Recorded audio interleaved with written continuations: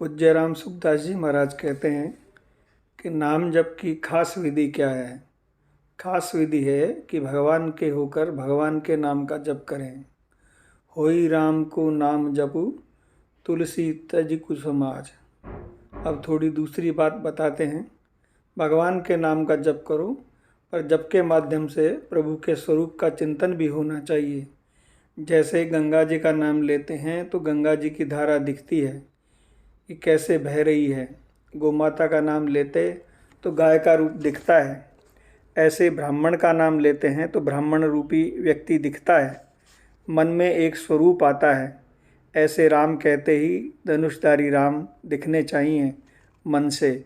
इस प्रकार नाम लेते हुए मन से भगवान का स्वरूप का चिंतन करो, यह खास विधि है। पातंजलि योग दर्शन में लिखा है कि भगवान के नाम का जप करना और उनके अर्थ का चिंतन करना, अर्थात नाम लेते जाओ और उसको याद करते जाओ। श्री कृष्ण के भक्त हो तो उनके चरणों की शरण होकर श्री कृष्णम शरणम मम इस मंत्र को जपते हुए साथ साथ स्वरूप को याद करते जाओ। नाम जप की एक खास विधि है। एक विधि तो उसके होकर नाम जपना और दूसरी विधि नाम जपते हुए उसके स्वरूप का ध्यान करते रहना। कहीं भूल होते ही हे नाथ पुकारो, हे प्रभु बचाओ, मैं तो भूल गया, मेरा मन और जगह चला गया, हे नाथ बचाओ। भगवान से ऐसी प्रार्थना करो तो भगवान मदद करते हैं। उनकी मदद से जो काम होगा वह काम अपनी शक्ति से कर नहीं सकेंगे। इस वास्ते भगवान के नाम का जप और उनके स्वरूप का ध्यान, ये दोनों ही साथ में रहें। ओम इस एक अक्षर का उच्चारण करें और मेरा स्मरण करें, यह जगह जगह बात आती है। इससे वास्तव में भगवान के नाम जप के साथ भगवान के स्वरूप की भी याद रहे। नाम जप दिखावटीपन में न चला जाए, अर्थात मैं नाम जपता हूँ और लोग मेरे को भक्त माने, अच्छा माने, लोग मेरे को देखें, यह भाव बिल्कुल नहीं होना चाहिए। यह भाव होगा तो नाम की बिक्री हो जाएगी, नाम का पूरा फल नहीं मिलेगा, क्योंकि आपने नाम को मान बढ़ाई में खर्च कर दिया। इस वास्ते दिखावटीपन नहीं होना चाहिए नाम जप में। नाम जप भीतर से होना चाहिए, लगन पूर्वक। लौकिक धन को भी लोग दिखाते नहीं हैं, उसको भी तिजोरी में बंद करके रखते हैं।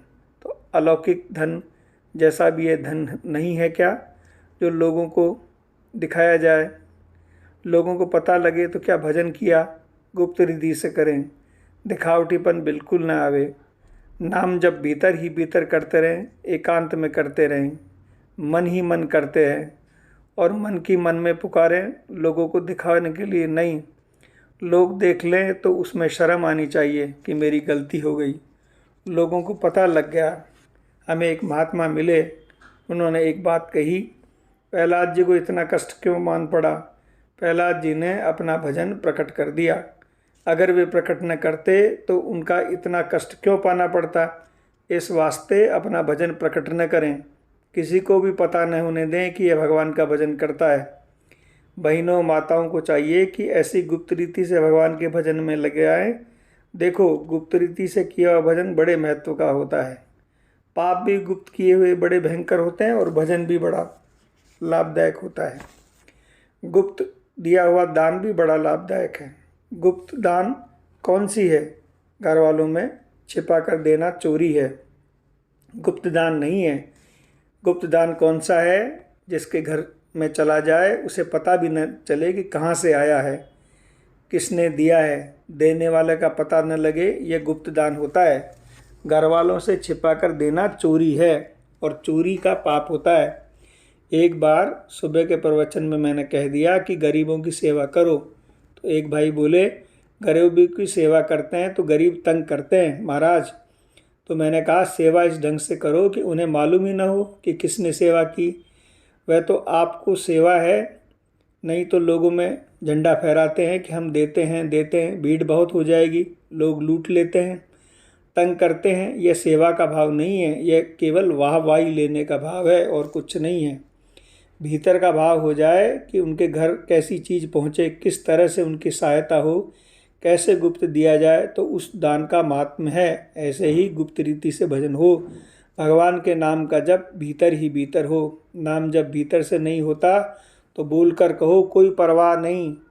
वह भाव दिखावटीपन का नहीं होना चाहिए। कोई देख भी ले तो ये इतना दोष नहीं है, प्रत्युत्तर दिखावे का भाव महान होता है।